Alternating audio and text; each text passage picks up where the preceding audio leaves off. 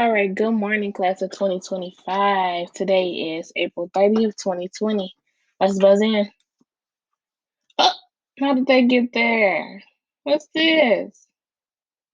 So, Friday we'll be having our first official Zoom fest. So, this will be the time where you'll be able to get on Zoom, be able to see your teachers and your friends.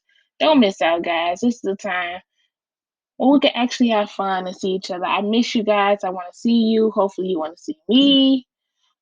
So we'll be sending out more information later. If you have any questions, make sure you send me an email or a text message.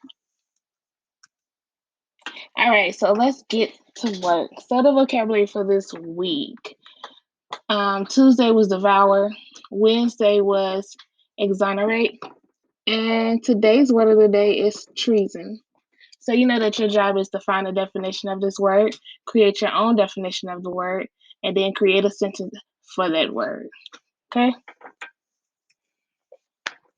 So our objective for today is comparing and contrasting genres.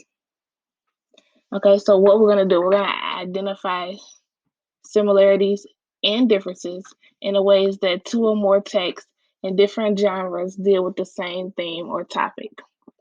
Why we're doing this? We're doing this because we will learn that when we close read, it helps us focus on what the fact and the fiction is, making it easier to determine the genre. How we're going to do this is we're going to compare and contrast a fictional portrayal of a particular time, place, or character with a historical account of the same period. We're also going to analyze the techniques that author used to incorporate historical information in a fictional text, and then we're going to recognize the ways in which fictional text alters history. So before we jump into our lesson, let's look out for these two words. The first one is historical fiction. The second one is historical accounts.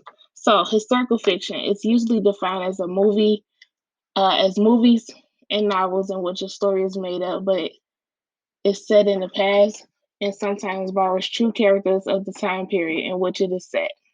An example is a novel that is made up about the Civil War.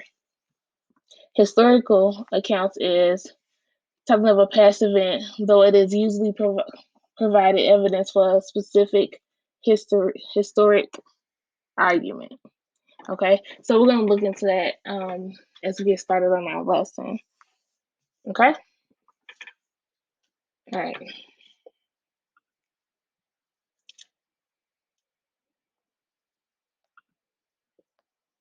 So, what we're going to do, we're going to go ahead and get started on our lesson. But before we do that, I just want to look at this picture really quickly and just take notes that this picture is going to help us realize something. Okay, I'm going to let you know what it helps us realize after we read.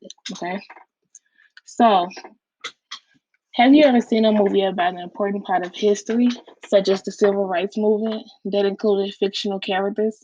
This kind of movie is a work of historical fiction, or a story set in the past that combines made up characters and events with historical figures and real events for a specific time and place. A historical account, on the other hand, is a facial explanation, description, or a narrative for or about a past. All the people actually lived and the past exists, and the events in the historical account really occurred. Okay, so I want us to go ahead and look at this illustration. And as we look at this illustration, I want us to ask ourselves which details are based on reality and which are fiction. So if you don't know who this is in the picture, you may want to go ahead and read this part. The image above shows a real person, Martin Luther King Jr., standing next to a fictional character, a young woman who admires him.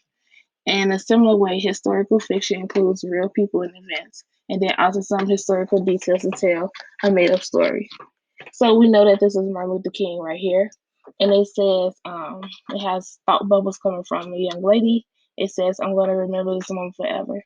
Now, the reason I asked you to look at the picture and find what's real and what's reality and what's fictional is because this is a part of a historical fiction. So we see that Martin Luther King, we know that he's real, but do we know who this young lady is in the picture?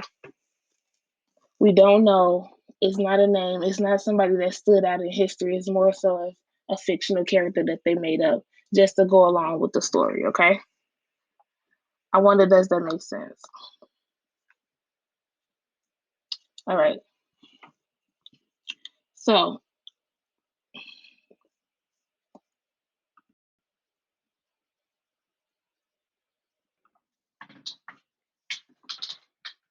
all right, so let's look down at this chart. Now, this chart shows how the writer uses historical fiction to create works of fiction, okay?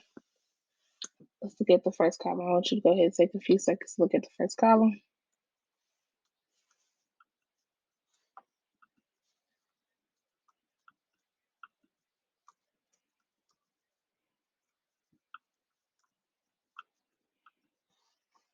All right, so the first column says how historical fiction uses history. So, set in real time period and place, provides factual information, includes events that actually occurred, use historical figures, language, and details such as famous people or typical customs of the time. Okay, and then how does historical fiction alter history? Plot combine real and made up events. Made up yet realistic characters interact with real people who were once alive. Most dialogue is invented. Many interpret or changes history details to create a better story. Okay,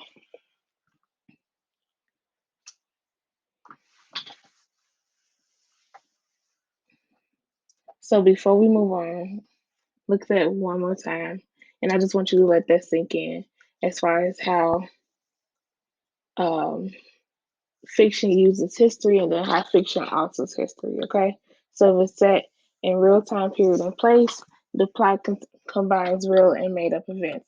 So a real and made up